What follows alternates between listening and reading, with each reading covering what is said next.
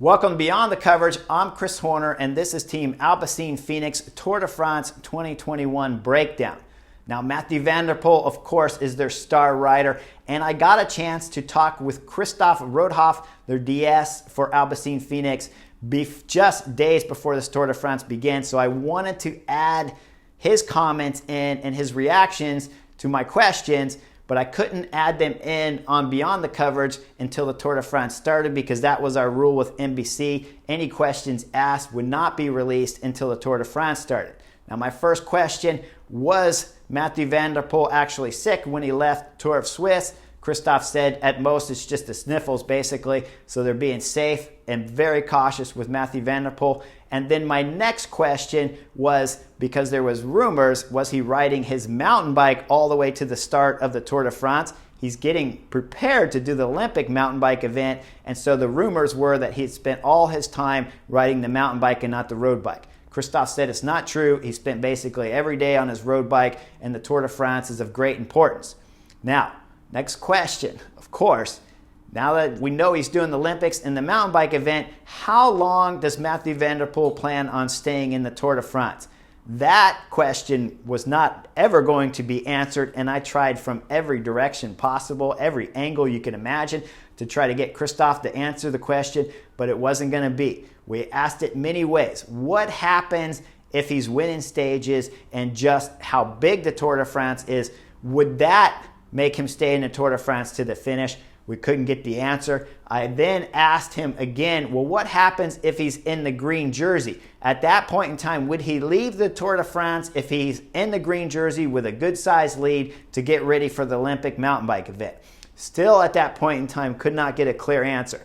The best answer I could get from Christoph about Mathieu van der Poel's decision to stay in the Tour de France or not would be that Mathieu van der Poel himself is the person that's going to make that decision.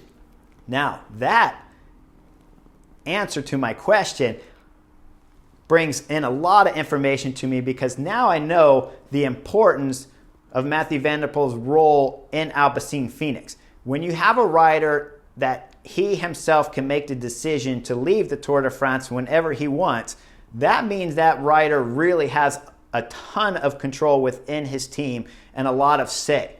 Other questions I asked after stage 1, after stage 2, would they be sprinting for their pure sprinter, Tim Merlier, on stage 3 and 4? Christoph made it clear that 3 was even possibly a Mathieu van der Poel stage to go for another stage win, or of course still continuing to fight for his first stage win. So it'll be interesting to see when stage 3 comes if Mathieu van der Poel switches to Tim Merlier, or if he continues to work for himself and the whole team backing him up even on stage 3. Stage 1, incredibly important because the yellow jersey is available, and the Van der Poel name is a family cycling name. Raymond Poulidor, many times at the Tour de France throughout the 60s and the 70s, podium throughout the Tour de France, I believe something around 8 different times podium at the Tour de France. Second place often, a fabulous rider, stage wins in the Tour de France along the way, but never the yellow jersey. Mathieu van der Poel has a lot of pressures on the shoulder. His dad, also an ex-pro cyclist, winner of Liège-Bastogne-Liège, Audrey, was a fabulous rider, a cyclocross champion himself, and so now Mathieu van der Poel really feeling the pressure of stage 1. With stage 1 will come with the yellow jersey and would just heighten and bring the name of the Van der Poel family even further up into cycling than it already is.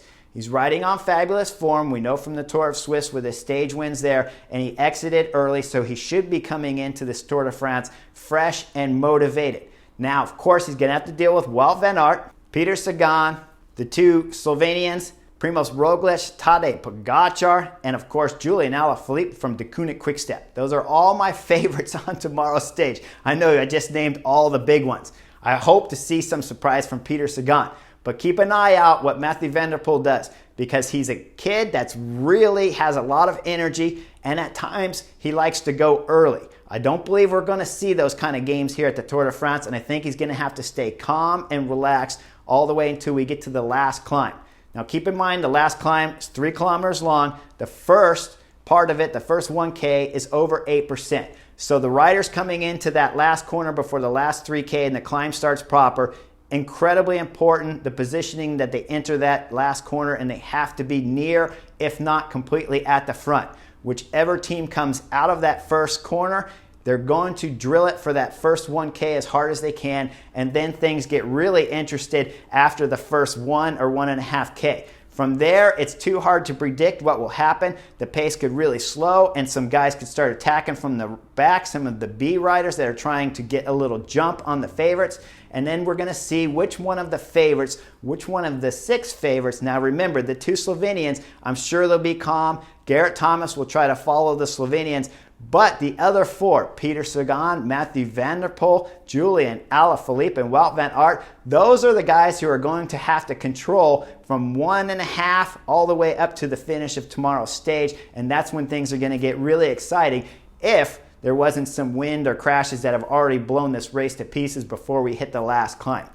Going to be an absolutely exciting stage. Now keep in mind, Mathieu van der Poel is young, but tomorrow is an important stage. So when you see riders like Julian Alaphilippe, who's really nervous and wasting a lot of energy like we see in Tour of Swiss, he knows he wants to win tomorrow's stage 2 and he has to race it perfect. Mathieu van der Poel knows there can't be any mistakes because we're at the Tour de France, the biggest event in the world.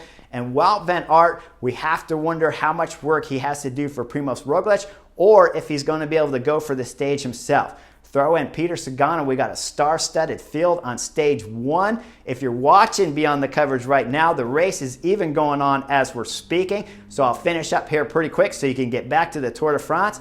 The excitement of stage 1, whoever doesn't win has a chance on stage 2. Stage 3, when I talked to the director, Christoph Rodoff, he said even that stage might be possible for Mathieu van der Poel to go for the win.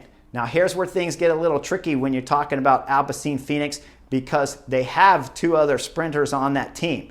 You have Tim Merlier, who's already won a stage at the Giro, and of course Jasper Philipsen, who's won a stage at Tour of Spain. So you have other riders on that team when we're talking about being at the Tour de France, the biggest event in the world, who will want their opportunity to win for themselves.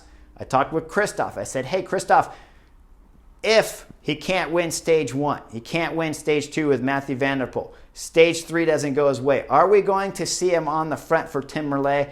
Christoph told me specifically it's Mathieu van der Poel that decides if he's going to ride the front for Tim Merlier or if he's going to race for himself and how he races for himself.